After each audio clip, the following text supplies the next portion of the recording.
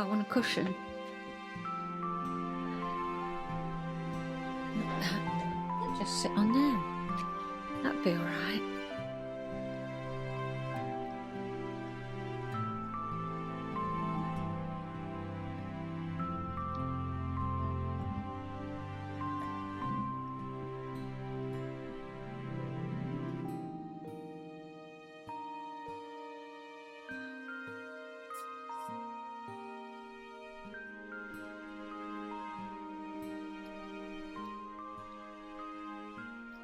Well, hello, my name's Pene, and yes, it's the hardest thing to do to start.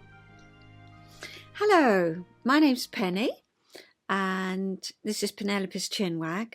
It's a jaw. It's just a chat. I say just a chat, but it's about something different each week. You never quite know, really. It just depends on what I've been doing during the week. Although it has been a fortnight since I saw you last, but we'll get on to the whys in a minute. So my name's Pene, and I live here with my husband Pete and my 3 chickens, who are absolutely drowned. It hasn't stopped raining here for days. It's dreadful. It's cold and it's rainy. We like to go out for walks, and I often take films of us out on a walk. And actually, we did have one sunny day, and so that's the film this week. From my house, I just walk down the road and walk along the beach, and that takes me into town. So if we need any shopping, well, it's a 20-minute walk, and we just tootle along, put our backpacks on, usually one for Pete, and if we need any bits, then he puts it in that. So it's a little film of that. As you can see, I'm a waffler, so it is a waffle, but it's other things as well. So what's it going to be this week? Well, first of all, I have to say welcome to all my new viewers. You're most welcome. And most of you have come, I think, from Julie, who makes the crafting, you know, the books. What do you call it? I'm so new to it. I'd call it my treasure books. I did call it my memory books because I was putting my memories in there, but I like treasure books better because my treasures have gone in there. And they're not only my treasures, they're treasures for the family, you know. Because they're mostly old photographs and bits and bobs, so things I want to save. I'm going to show you a couple I've made. So first of all, I want to introduce myself. As I've said, my name's Pene. I live here right on the tip, right by the sea in the southeast of England. If you've heard of Dover, which most people have, well, I'm about 40 minutes up from Dover. So, yeah, on that bit there that sticks out. And Dickens lived here. He loved it. It was his favourite place in the world, he said. About myself, well, I've been married 54 years. I've got 2 daughters, one called Kim, one called Nicola. They've both got children of their own. Nicola's got a girl and a boy, Lois and Harry. And Kim's got, you see, I start swaying when I tell you about the children. That's interesting because I've just been to visit my great-grandson, and my granddaughter said, "Oh, don't rock him, Nan," because she had such trouble with her little girl who needed rocking and bouncing and goodness knows whating.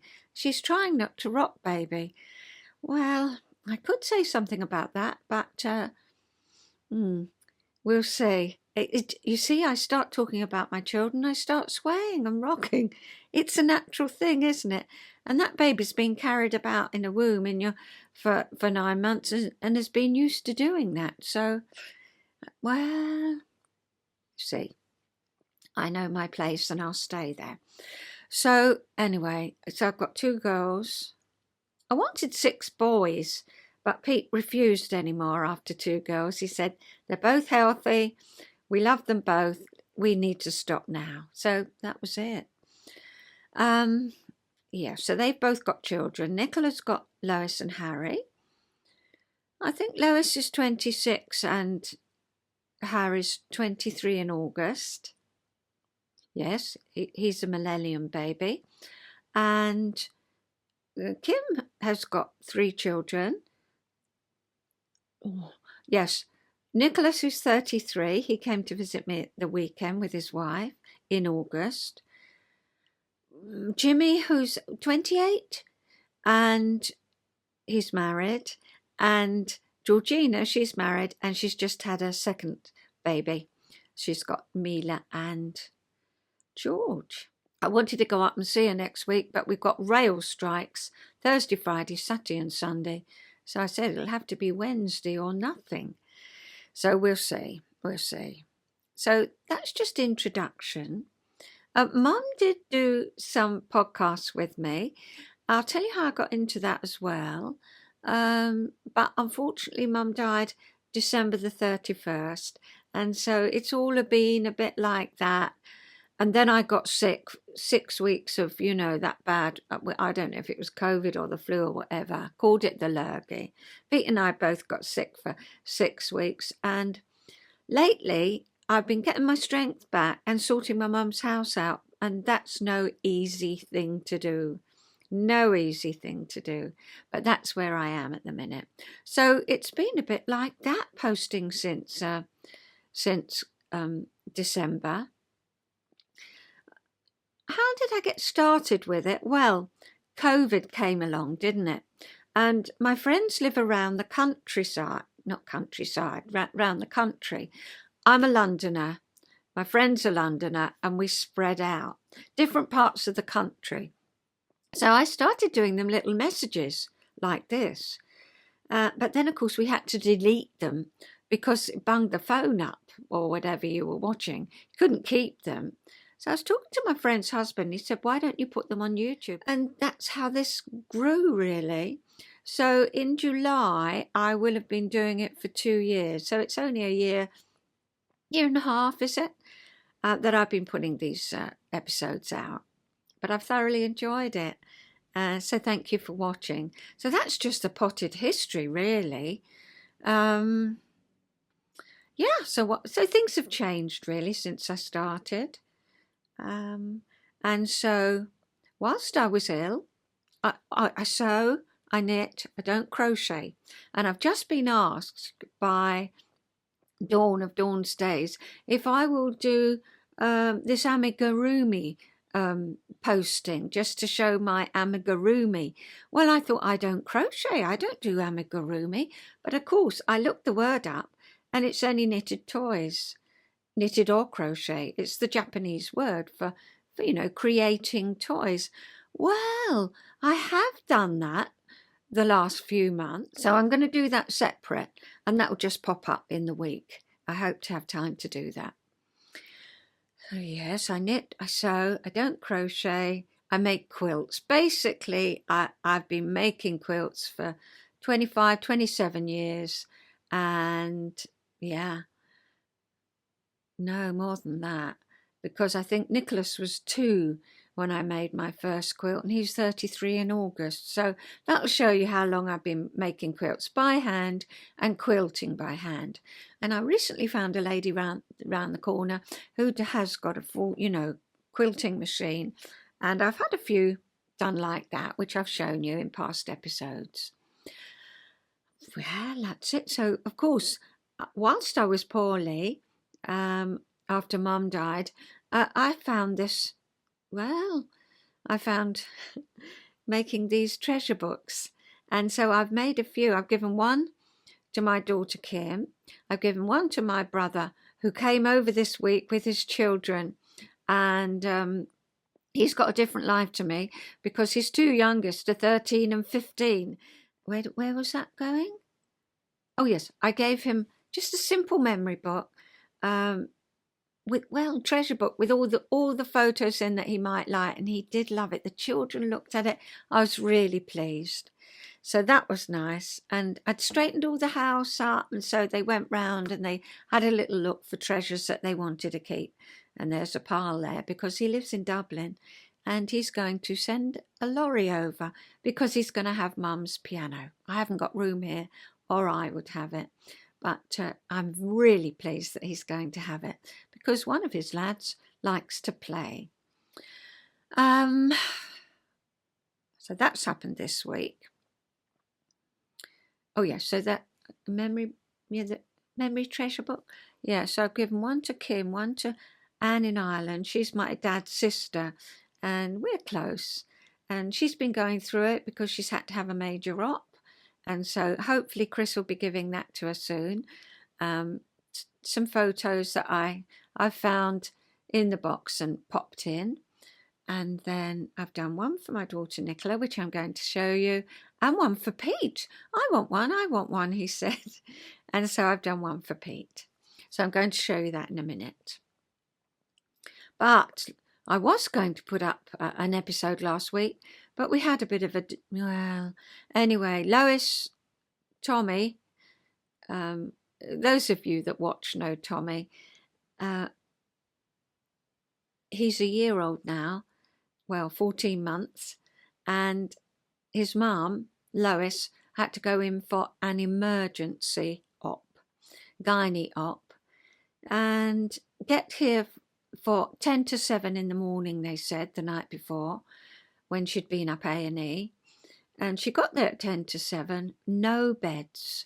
So the poor girl had to sit with a gynae op, absolutely emergency, in the corridor until her operation, which was late afternoon.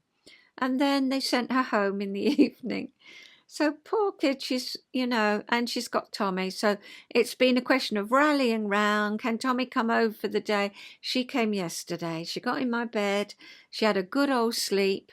Tommy, unfortunately, was teething yesterday. He doesn't just get one tooth, he gets two coming through. He's got quite a few teeth already.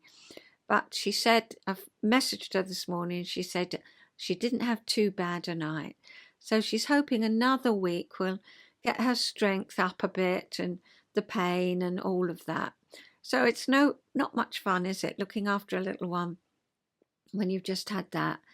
And really not even having a bed that you can relax in until you're waiting to go down for your operation. But she's okay, and that's the main thing. So that's why I didn't do an episode last week. It was all like that and this and that, and then my brother coming over, and then, oh yes, Nicholas, my grandson, he came for the weekend with his wife, and we did all the clothes, all my mum's clothes, and of course I would have just taken them to the hospice shop, but no. Ellie said, oh no, these are vintage.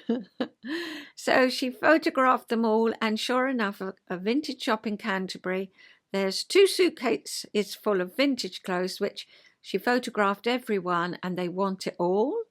And then there's 2 suitcases for the charity shop. So yes, that was a full-on weekend. I feel like life is settling down a little bit and that I've got a bit more time. So I'm going to stop the waffling now, and I'm going to show you the books I've made. I showed you last time how I'd made this, and I'd used, I'll show you that in a minute. But I stuck this on the outside, and that's a picture of my mum and her mum. Her mum died when she was 17, poor love. And I thought, I'll stick it there as a little. And then I found this. Well, this is, I reckon this is the early 50s when my dad sent some flowers to her. And he said on it, because you're you. I just thought that was the nicest of sentiments. So there's a little treasure. Mum had obviously treasured it. So I put it on the outside. And then I thought, well, if you put that on a bookshelf, that's going to get all, mucked up. So I thought, well, why don't I put it in the book? So I put it in the book cover. So we start off, let's see if this will work. We start off, this is a picture of, it's not properly done. I just did it on the printer, and you can see it hasn't done it very well at all. I've got to take it to the proper shop. And that's Lois and me, Mum, with baby Tommy, who was born on December the 26th, and my daughter Nicola. So that's in there. And then there's a journaling card, they call them, I've learnt. And on the back, that's the Queen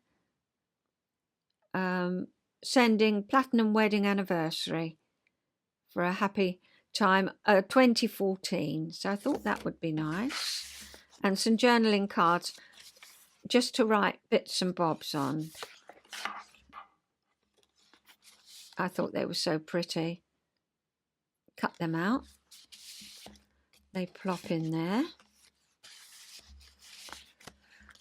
That's page 1. Now, page 2 is just the month. Oh, let's put this up. I think it'll work like that. Page 2 is the month Mum and my granddaughter was born. And June, yes.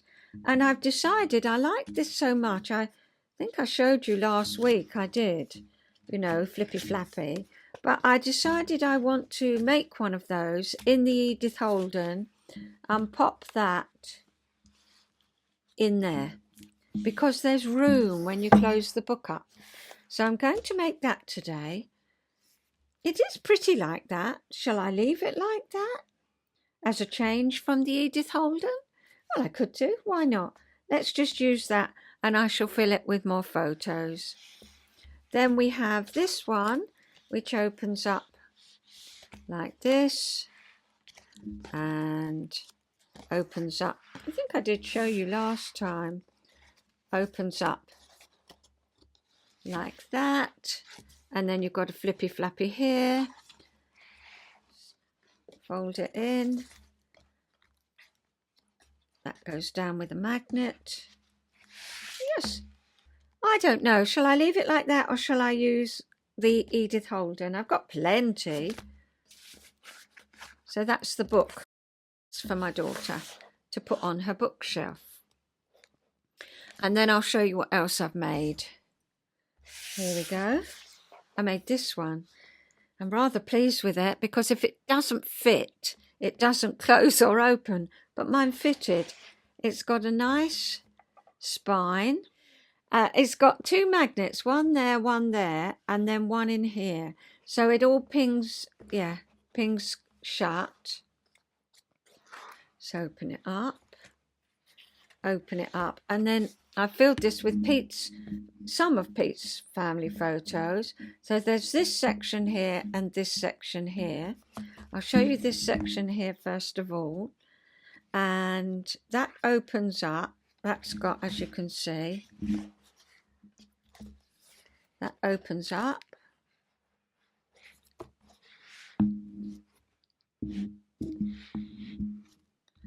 And that opens up.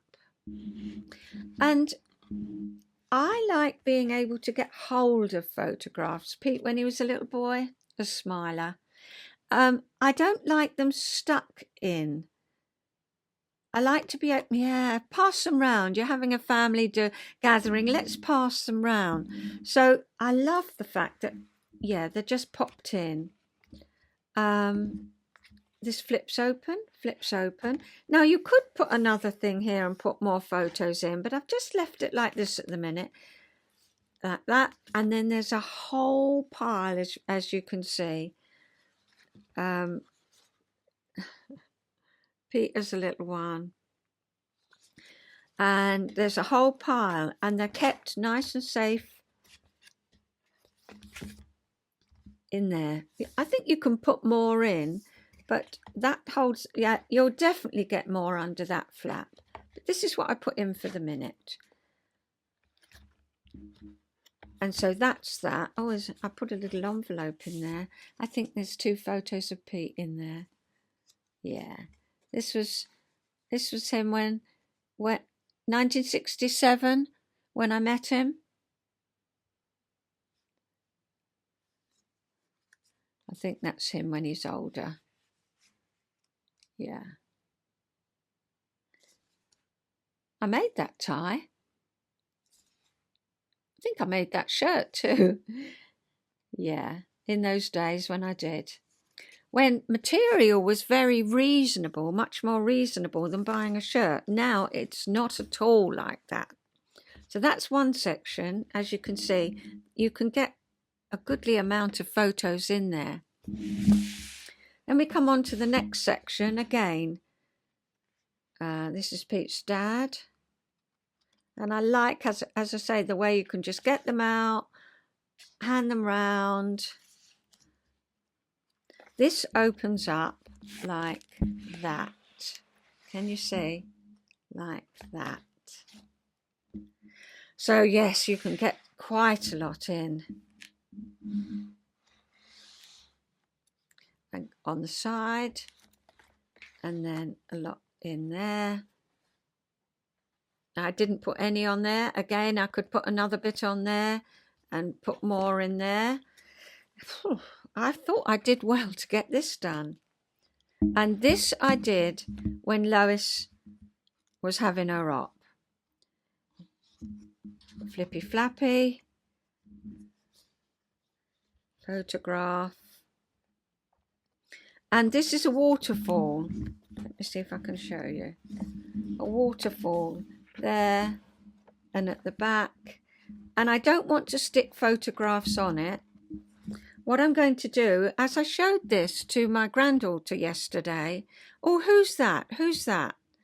You know, so I'm going to number the photographs, I think, and write down who they are with just a pencil numbering on the back.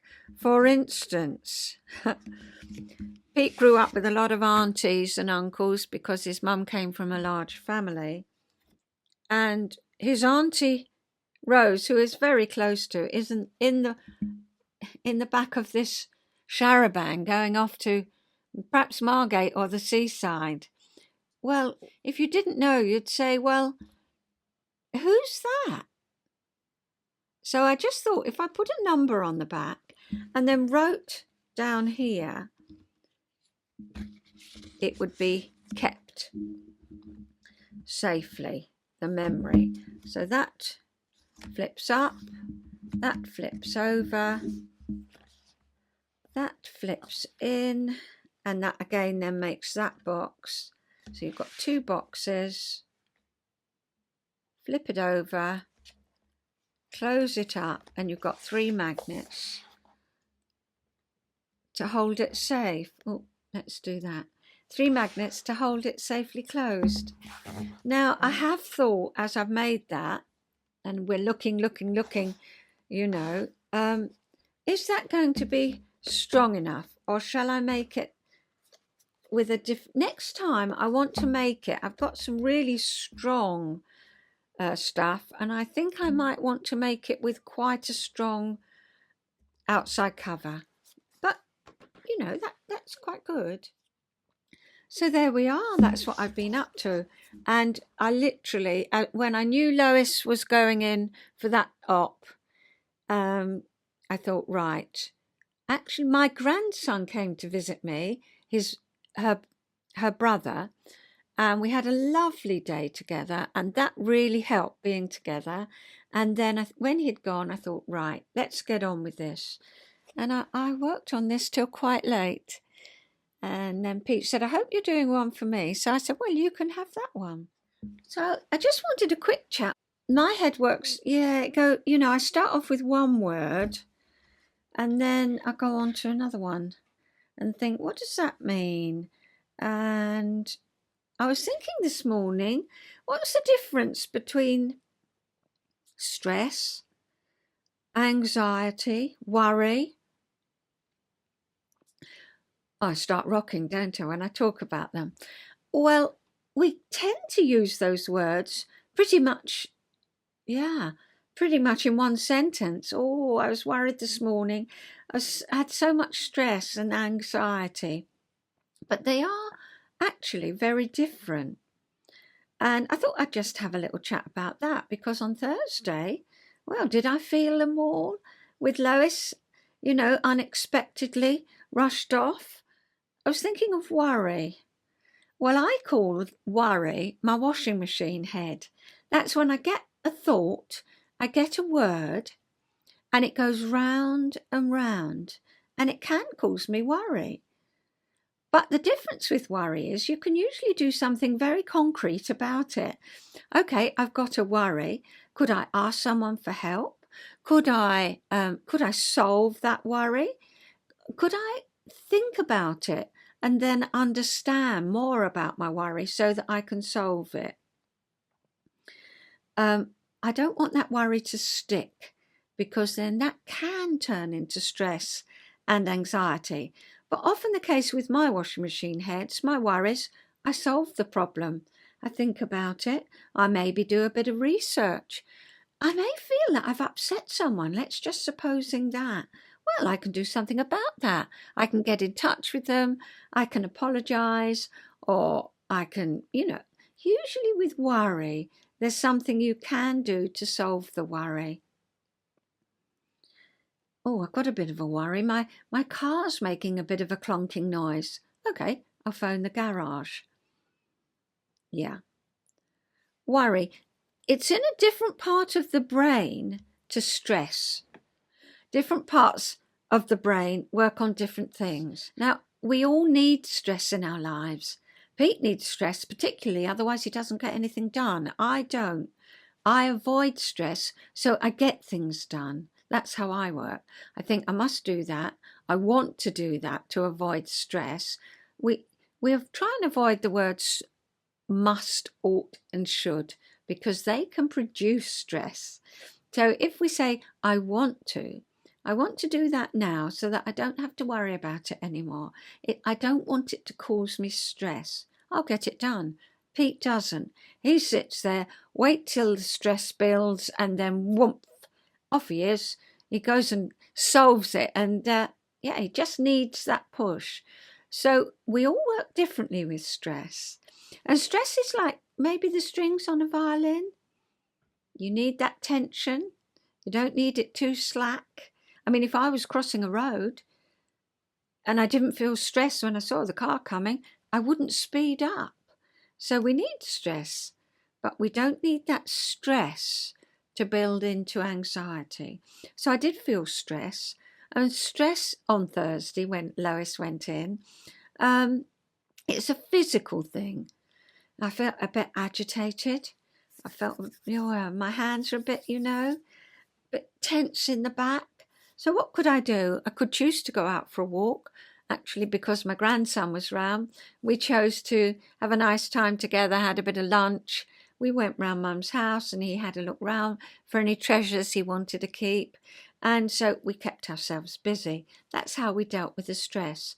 And also then I came home and I started measuring my pages. They all have to fit, otherwise the whole thing's a disaster.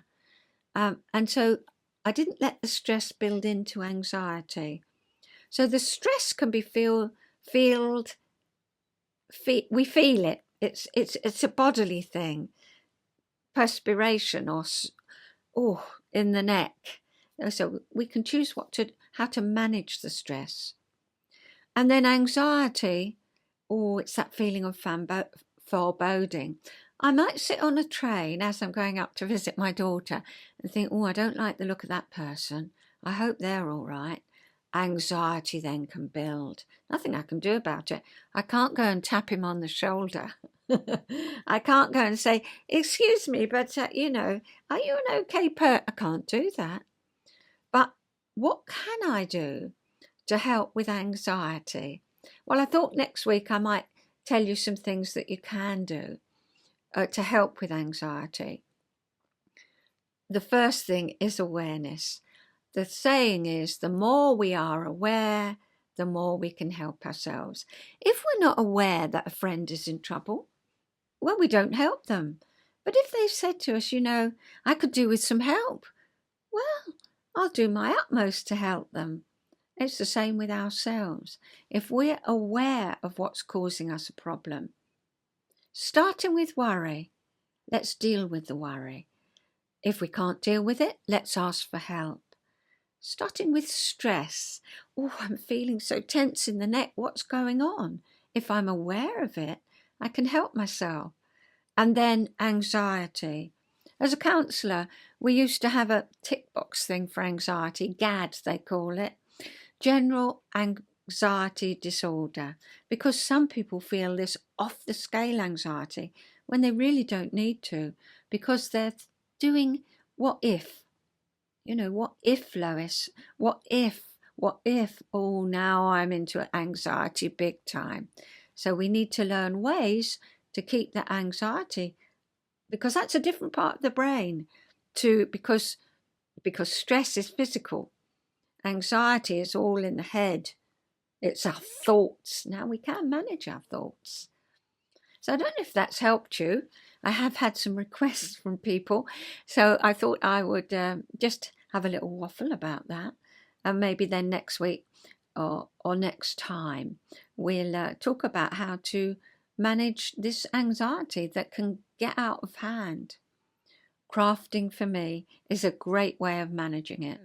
There we are. So what's the film this week? I usually end with a film. Well, there was a beautiful day, and Pete and I wanted to get some bits in town. So we walked into town.